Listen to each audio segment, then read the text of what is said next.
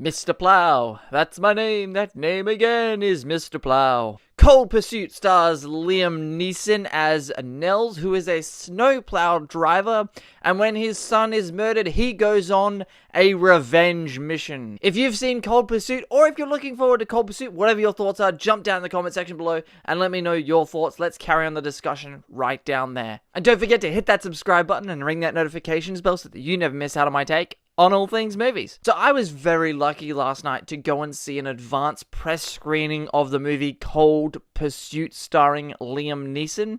So we're going to get into some of the things that I liked about this movie and that I didn't like about this movie. This was a movie I was very excited for. I actually thought the trailers were quite hilarious and I really enjoyed those. And I was really looking forward to seeing this movie. And this movie actually is in the 90s on Rotten Tomatoes, so that just upped my excitement even more. I think the best thing about this movie is the comedy aspect. Now, the trailers to me came off as this movie was going to be more of a comedy than really anything else. Yes, it's a revenge story, and yes, there's some action in it, but the trailers made it seem like this movie was going to be really heavy on the comedy. And this movie is very funny, but it's not as a full-on comedy as I thought it was going to be.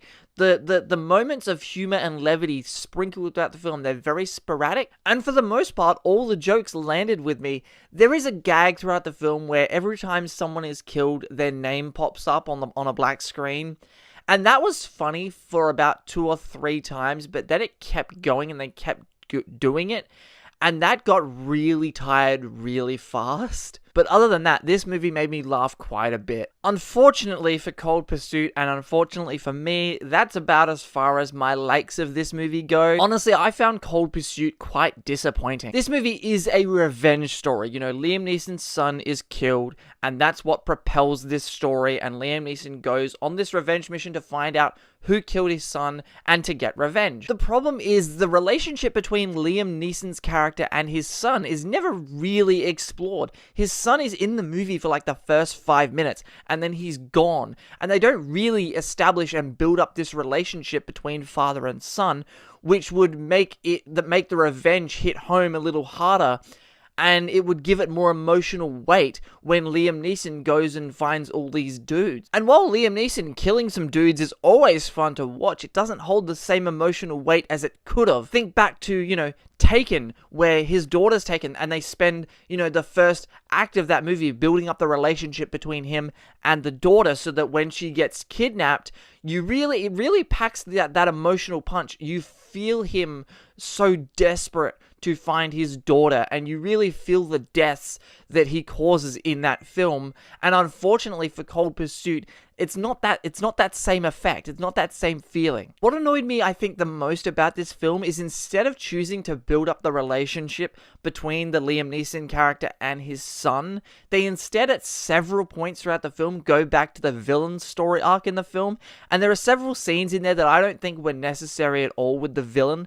Like, it's ultimately pointless to me. And if Liam Neeson is your main character and that's the main story that we're following, you should really have chosen to focus more on that than anything else. The villain of the film is played by an actor called Tom Bateman, and he did an okay job in this movie. I kind of felt like he was acting as if he was in a different film. But he also had some enjoyable scenes and some enjoyable moments and gave me some laughs throughout the film as well. But after a while, I did find his character just quite annoying. So this movie is called Cold Pursuit. Liam Neeson is a snowplow driver, and the impression I got from the trailers was that the revenge is going to involve, you know, him using the snowplow machines and all these different vehicles that he has to do his work in the snow. And they didn't really play up on that. That's a big missed opportunity for me. They didn't play up on the snowplow action. There was none of that. He didn't take out a single dude with the snowplow machine. And that was really a big letdown for me. It was like, really, we have this unique setting and we have a character who has a job that, you know, many of us can only dream of having, and it's a revenge story, and you don't take advantage of the fact that he's got these huge big machines. Now at the end there is a little bit of that, but not much of it throughout the film, and I really think that was a big wasted missed opportunity. Speaking of things that are wasted in this film, Laura Dern plays Liam Neeson's wife.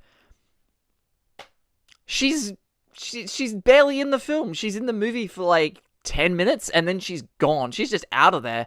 And her character served no purpose really even being there. I feel like you could have taken her character out of the film and just said Liam Neeson was a single dad. The movie would be no different. She made no difference to the story. And of course, I love seeing Laura Dern. I think she's fantastic. I think she's great.